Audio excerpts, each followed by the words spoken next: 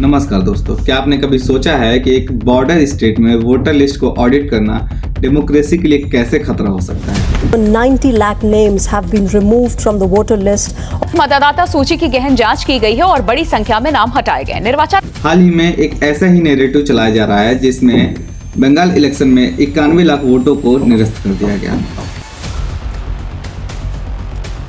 लेकिन कैसे? क्या एक सॉफ्टवेयर की गलती है या फिर एक ऐसा सर्जिकल स्ट्राइक है जो हमारी डेमोक्रेसी पे बैठे हुए लोग पिछले 30 सालों से हमारा नमक खा रहे हैं और हमारे खिलाफ जहर उगल रहे हैं। और साथ ही में हम ये भी डिस्कस करेंगे कि बॉर्डर सिक्योरिटी फोर्स ने जो अपनी नई रिपोर्ट जारी की है उसके अकॉर्डिंग कितने इन्फिल्ट्रेशन हो रहे हैं इंडिया में, कितने बांग्लादेशी इंडिया में घुस रहे हैं और यहाँ की खा रहे हैं। यू नो वॉट, जब नवंबर 2025 में SIR यानी स्पेशल इन्वेस्टिगेशन डिवीजन का ऐलान हुआ तो 48 जो बांग्लादेशी हैं वो इलीगल तरीके से अपने देश बांग्लादेश वापस जा रहे थे। लेकिन वो तो शुक्र हमारे BSF जवानों का जो उन्हें पकड़ लिया। और ये साफ तौर पे ये पता चलता है कि कितने घुसपैठिया, वो 48 हो या 1 हो या फिर 48,000 हो, वो हमेशा से एक थ्रेटनिंग रहेंगे हमारे इंडिया के लिए, हमारे इंडियन डेमोक्रेसी के लिए, क्योंकि वो फर्जी तरह से वोट डालते हैं और हमारे डेमोक्रेसी को इन्फिल्ट्रेट करते हैं। और तो और जो बांग्लादेश का डेमोग्राफी है वो काफ़ी चेंज हुआ है पिछले 2 दशकों में, तो कुछ ज़्यादा ही चेंज हुआ है। अमित शाह ने दिसंबर 2025 में स्पीच में साफ साफ बोला था कि जो TMC पार्टी है यानी ममता बनर्जी का पार्टी है वो इन्हें एक मतलब वोट बैंक की तरह देखती है, इसीलिए वो उन्हें कभी बाहर नहीं करती है। खैर, ममता बनर्जी के बारे में तो सबको पता है, लेकिन ममता बनर्जी का ये कहना है कि 91 लाख जो वोटर्स डिलीट किए गए हैं वो एक सिस्टमेटिक डिलीशन है, यानी कि सिस्टम जो है, जो गवर्नमेंट में बैठे लोग हैं वो जानबूझकर डिलीट कर रहे हैं।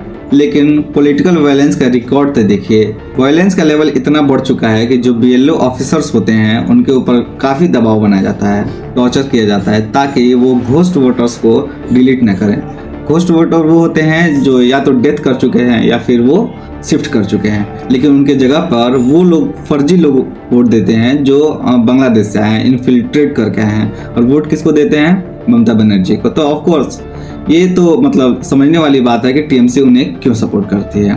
लेकिन प्रॉब्लम पता है क्या दोस्तों, जब 90 लाख वोटर्स को डिलीट किया गया तो वो हल्ला बहुत मचा, लेकिन किसी ने सच्चाई नहीं बताई। ममता बनर्जी आके चिल्लाने लगे कि भाई वोटर्स को डिलीट कर दिया गया, मेरे वोटर्स को डिलीट कर दिया गया, यानी मुसलमानों को डिलीट कर दिया गया। एक कॉम्युनल एंगल दे दिया गया इस चीज़ को। TMC के member of parliament Abhishek Banerjee ने ये सवाल उठाया है कि फॉर्म नंबर 6 एक बहुत ही बड़ा मुद्दा है।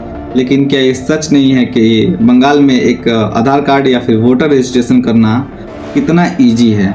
वहाँ पे तो एक पूरा इसका रैकेट चलता है कि बहुत ही ईजी हो जाता है, और ख़ासकर ईजी उन लोगों के लिए होता है जो इन्फिल्ट्रेट करके आते हैं, क्योंकि वो डायरेक्ट वोट ममता बनर्जी को देंगे और वहाँ की सरकार उन्हें कुछ नहीं बोलते इसी वजह से।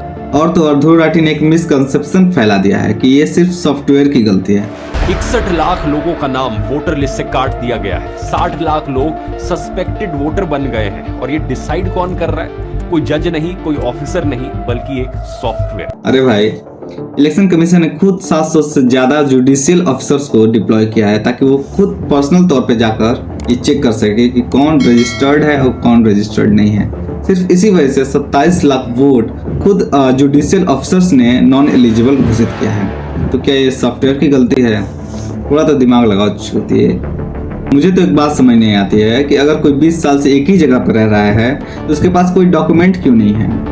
अगर उसका कोई भी डाटा लेगेसी डाटा से मैच नहीं होता है तो ये तो साफ साफ रेड फ्लैग है ना। तो रेड फ्लैग है यानी थ्रेटनिंग है, उसे सीधे सीधे बाहर निकालना चाहिए। सिर्फ वोटर से डिलीट नहीं करना चाहिए, उसको तो यहाँ इंडिया से ही डिलीट कर देना चाहिए।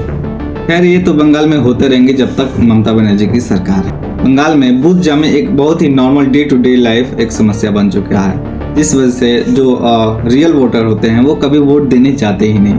उन्हें डराया जाता है, धमकाया जाता है, या तो घर में रहें या फिर वो वोट देने ही ना जाए। कमल के फूल पर वोट नहीं देना है। अगर वोट में गड़बड़ी हुई है तो वोट देने जाने की जरूरत नहीं है, मैं घर पर रसगुल्ला छेना बोरा भेज दूंगा।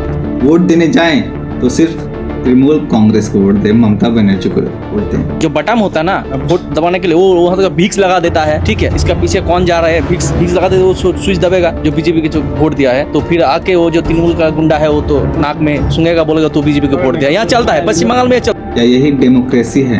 कमेंट करके जरूर बताइएगा। वेस्ट बंगाल जैसे स्टेट में वोटर लिस्ट एकदम क्लीन होना चाहिए, क्योंकि वो एक बॉर्डर स्टेट होता है। वहाँ पे घुसपैठिया इन्फिल्ट्रेशन की समस्या कुछ ज़्यादा ही होती है, इसीलिए वहाँ पे जो रियल वोटर होते हैं वही वोट दें तो ज़्यादा अच्छा है। लेकिन वेस्ट बंगाल में इसके सीधा उल्टा होता है।